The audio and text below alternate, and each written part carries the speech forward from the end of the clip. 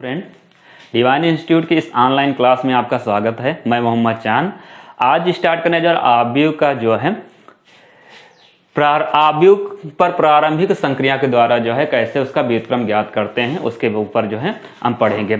तो exercise start करने से पहले इसके कुछ बेसिक्स के बारे में हम जान लेते हैं, कैसे हम आव्यूह का रूपांतरण करते हैं। तो ये 6 प्रकार से होते हैं, 3 पंक्तियां होती हैं और 3 होते हैं स्तंभ के होते हैं। तो फर्स्ट नंबर क्या हो जाएगा, जैसे हमको कोई आव्यूह दे दिया गया है तो इस आव्यूह में हम पंक्तियों को किसी दूसरी पंक्ति में इंटरचेंज कर सकते हैं, मतलब रूपांतरित कर सकते हैं। कैसे रूपांतरित करते हैं, तो जैसे मान लेते हैं ये हमको दिया गया, ये हमारी पहली पंक्ति है, ये हमारी दूसरी पंक्ति है, ये हमारी कहलाती है तीसरी पंक्ति कहलाती है।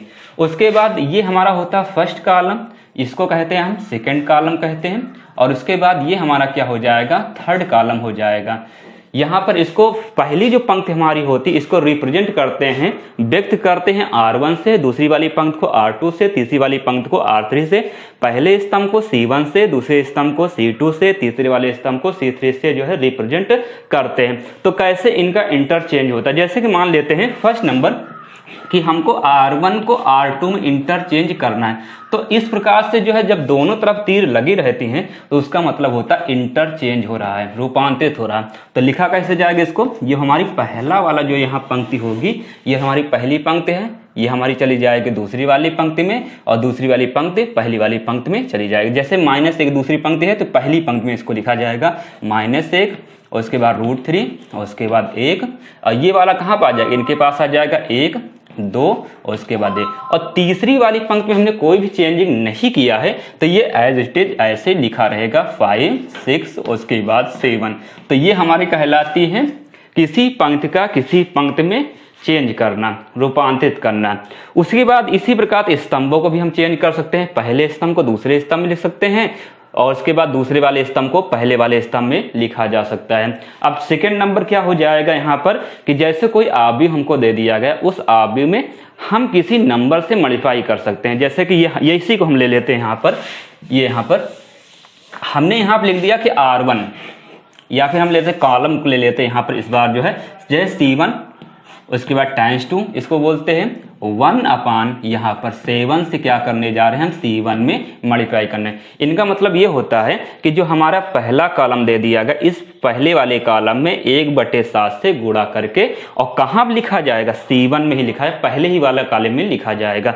तो यहाँ पर हम ऐसे इसको लिख सकते हैं A = हमारा आ जाएगा यहाँ पर 1/7 उसके बाद -1/7 उसके बाद 5 आ जाएगा 7 और जो दूसरी वाली यहाँ पर कॉलम लिखा हुआ वो ऐसे लिखा रहेगा यहाँ पर और उसके बाद 1 और उसके बाद यहाँ कितना आ जाएगा 7 आ जाए। तो हमने यहाँ क्या किया, C1 में ही सिर्फ गुणा कर रहे हैं यहाँ पर, तो C1 में ही गुणा होगा और किसी में गुणा नहीं हो, पूरे आव्यूह में यहाँ पर गुणा नहीं किया जा सकता। तो ये हमारा कहलाता है सेकेंड रूल कहलाता है। उसके बाद थर्ड वाला रूल हमारा क्या हो जाएगा कि जैसे कोई पंक्ति हमको दे दिया गया है, जैसे आव्यूह है, इस आव्यूह में कोई पंक्ति दी गई है और उस पंक्ति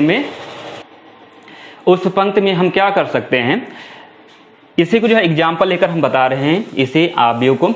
जैसे हमने यहां ले दिया R1 और उसके बाद टाइम्स 2, हम क्या कर दे यहां पर इसमें R1 में हम R2 को में किसी नंबर से मल्टीप्लाई करके R1 में जोड़कर फिर R1 में लिखा जा सकता है। कहने का मतलब है कि यहाँ पर किसी पंक्ति में किसी नंबर से मल्टीप्लाई करके या डिवाइड करके किसी दूसरी वाली पंक्ति में या उसी पंक्ति में हम जोड़कर उनको जो है क्या कर सकते हैं, उस पंक्ति में लिख सकते हैं। अब यहाँ लिखने का तरीका क्या है, देखिए यहाँ पर R1 और R2 को यहाँ पर रूल लग रहा है, तो या तो R1 में लिखा जाएगा या फिर R2 में लिखा जाएगा। ये नहीं कि R1 में हमने क्या किया, जोड़ा 2R2 करके और उसको लिख दिया R3, तो हमारा ये क्या हो जाएगा, गलत हो जाएगा। यहाँ पर R3 में ही लिखा जाएगा, या तो हमको R2 में लिखना है या तो R3 में हमको लिखना। तो ये हमारा कहलाता है थर्ड रूल। इसी प्रकार से कॉलम में हो सकता है C1 प्लस का हो जाएगा 2C2 और टाइम्स 2 हो जाएगा यहाँ पर C1। तो हमने बताया कि यहाँ पर 6 प्रकार से इसका रूपांतरित किया जा सकता है। 3 होते हैं पंक्तियों में, 3 होते हैं स्तंभों में। अब एक क्वेश्चन लेकर जो है इसको समझने की कोशिश करते हैं कि क्या होता है, कैसे जो है हम रूपांतरित करते हैं और इनका कैसे व्युत्क्रम ज्ञात करते हैं। तो उसके जैसा कि एक्सरसाइज 3.4 में हम देख रहे हैं, एनसीईआरटी की बुक है, अगर आपके पास एनसीईआरटी की बुक होगी तो उसमें एक्सरसाइज 3.4 का फर्स्ट नंबर जो क्वेश्चन हमको दे दिया गया है, कह रहा है कि 1 कोई आव्यूह दे दिया कि इस आव्यूह को हमने मान लिया यहाँ पर कि a इक्वल टू यहाँ पर 1 माइनस का 1 और उसके बाद हो जाएगा यहाँ पर 2 और उसके बाद 3 यहाँ पर। तो हमने क्या किया, यहाँ पर एक कोटि 2 का एक आव्यूह ले लिया और इसका हमको क्या करना है, प्रारंभिक रूपांतर जो हम अभी हमने जो है इसके जो है 6 रूल बताए हैं, 3 पंक्तियों के और उसके बाद 3 स्तंभों के जो रूल बताए हैं वो रूल लगाकर क्या करना है, इसका व्युत्क्रम ज्ञात करना है। अब जैसे कोई आव्यूह हमको दे दिया गया, अब कोई एक ऐसा आव्यूह हमको प्राप्त करना है जो क्या कर दे, इस आव्यूह में मल्टीप्लाई जब कर दे तो हमको इकाई आव्यूह मिल जाए, तो वो हमारा कहलाता है इसका प्रारंभिक संक्रियाओं द्वारा इसका व्युत्क्रम कहलाएगा, जो दूसरा वाला आव्यूह होगा। तो जैसे यहाँ पर आव्यूह ए हमको दे दिया गया, अब कोई एक ऐसा आव्यूह हमको बी यहाँ पर मान लेते हैं प्राप्त करना है जो ए में अगर 20 था इसका गुणा कर दें, ये हमारा इनवर्स है और ये हमारा क्या है, आव्यूह है। तो ये क्या इनवर्स मैट्रिक्स है और ये हमारी मैट्रिक्स, इनका दोनों को मल्टीप्लाई कर दे या फिर बी में ए से मल्टीप्लाई कर दे, तो मल्टीप्लाई करने के बाद हमको क्या मिल जाए, इकाई आव्यूह अगर मिल जाता है तो जो दूसरा वाला आव्यूह होगा जो इनसे हमको प्राप्त हुआ है, इनके द्वारा जो हमको प्राप्त हुआ, ये इन ए का कहलाएगा, व्युत्क्रम कहलाएगा। तो ए बी या फिर बी ए इक्वल टू हमको क्या प्राप्त करना है, आई यहाँ प्राप्त करना है। तो इसके लिए हम क्या करेंगे, यहाँ पर हम लिख देंगे कि हम जानते हैं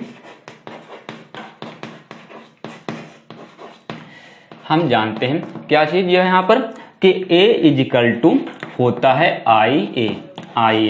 तो आई का मतलब होता है एक इकाई आव्यूह होता है जिसकी वैल्यू होती है 1। तो 1 का अगर किसी भी नंबर में या किसी भी आव्यूह में हम मल्टीप्लाई करेंगे तो हमको सेम आव्यूह वही हमको प्राप्त होता है। तो इसका जो है प्रारंभिक रूपांतर द्वारा प्राप्त करने के लिए क्या किया जाता है, इसको a इक्वल टू आई ए के रूप में इसको लिखते हैं।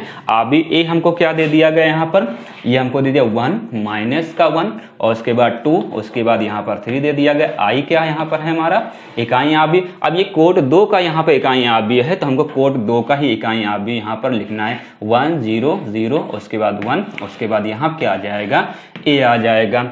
अब इकाई आव्यूह जो हमने देखा तो यहाँ पर 1 होता है, यहाँ 0 होता है, यहाँ पर 0, यहाँ पर 1। तो डायगोनल जितने भी एलिमेंट होते हैं वो सभी एलिमेंट हमारे होते हैं 1 होते हैं। तो हमको क्या करना है, जो इधर जो आव्यूह ए दिया इसका इनवर्स प्राप्त करने के लिए इसको हमको यहाँ पर इकाई आव्यूह बनाना, मतलब आई यहाँ बनाना। तो ये वाला फर्स्ट वाला एलिमेंट 1 हो जाए, सेकेंड वाला 0 हो जाए, थर्ड वाला यहाँ पर जो है ये 0 हो जाए, फोर्थ वाला यहाँ पर 1 हो जाए। तो अगर ऐसा यहाँ पर आ जाएगा इसके लेफ्ट हैंड साइड में, तो जैसा चेंजिंग यहाँ पर इसके लेफ्ट हैंड साइड में होगी वैसे ही चेंजिंग इसके राइट हैंड साइड में होगी। और राइट हैंड साइड में जो चेंजिंग होकर जो आव्यूह हमको प्राप्त होगा वो इस ए का कहलाएगा, इकाई आव्यूह कहलाएगा। तो हमको क्या करना है, यहाँ 1 बनाना। अब 1 बनाने के लिए क्या किया जाएगा कि जो भी आव्यूह दिया गया, जो भी नंबर वहां पर लिखा है, सीधा से 1 बनाने के लिए उसी नंबर से आप कर दीजिए, डिवाइड कर दीजिए।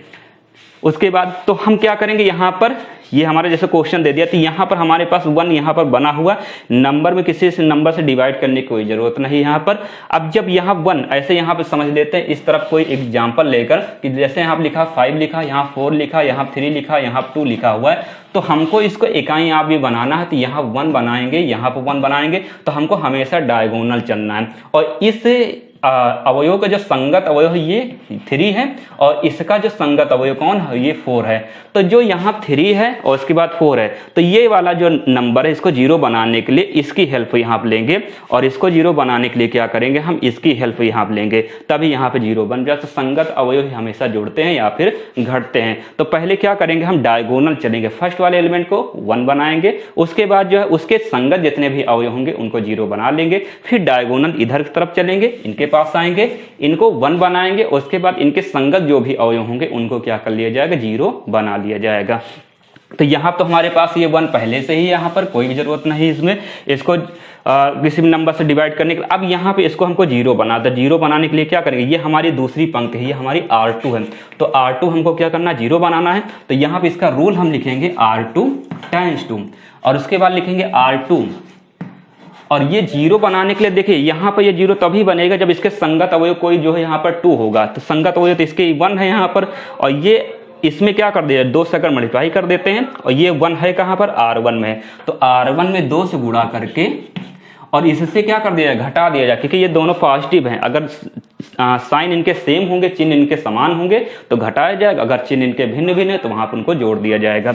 तो इसमें जब हम 2 से गुणा करेंगे तो 2 से गुणा करने पर हमको क्या प्राप्त होगा, ये हो जाएगा 2 1 कम 2, ये हो जाएगा 2 1 कम 2 हो जाएगा, यहाँ 2 1 कम 2, ये तो हो गया 0। अब इनको इनसे क्या करना, हमको घटाना है। तो घटाने के बाद लिखना कहाँ पर है, इसको हमको लिखना है R2 में ही लिखना है। ये R2 टाइम्स लिखा हुआ है यहाँ पर।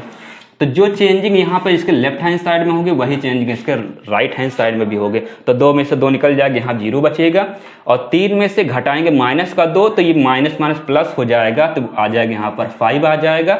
और 0 में से 2 घटाएं तो माइनस का 2 आ जाएगा, और इसका 1 में से 0 घटाएंगे तो यहाँ बचेगा 1 बचेगा। तो ऐसे यहाँ पेंसिल से लेकर जो है यहाँ पर पहले नंबर लिख लेंगे, उसके बाद घटाएंगे, तो हमारी जो कोई भी गलतियाँ नहीं होंगी।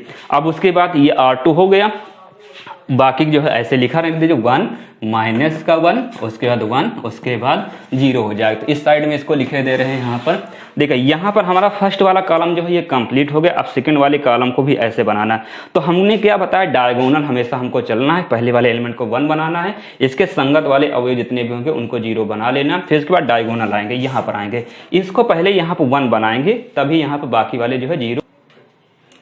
तो इसको 1 बनाने के लिए हम क्या करेंगे, 1 बनाने के जो भी नंबर लिखा है उसी नंबर सीधा डिवाइड कर दीजिए, 1 बन जाएगा आसानी से। तो यहाँ पे हमारी जो दूसरी वाली पंक्ति लिखी हुई है, ये दूसरी वाली पंक्ति में इसको 1 बनाने के लिए 5 से डिवाइड कर दिया जाए, बस हमारा ये 1 बन जाएगा। तो रूल हमारा क्या आ जाएगा, यहाँ पर R2 टाइम्स 2 हो जाएगा 1/5 और इसके बाद R2 आ जाएगा।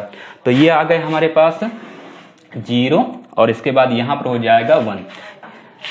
यहाँ पर 1 हो गया, यहाँ कितना आ जाएगा इसके राइट हैंड साइड में, तो राइट हैंड साइड में ये आ जाएगा हमारे पास 2 लिखा, -2 का 2 लिखा है, तो ये हो जाएगा हमारा -2/5 हो जाएगा।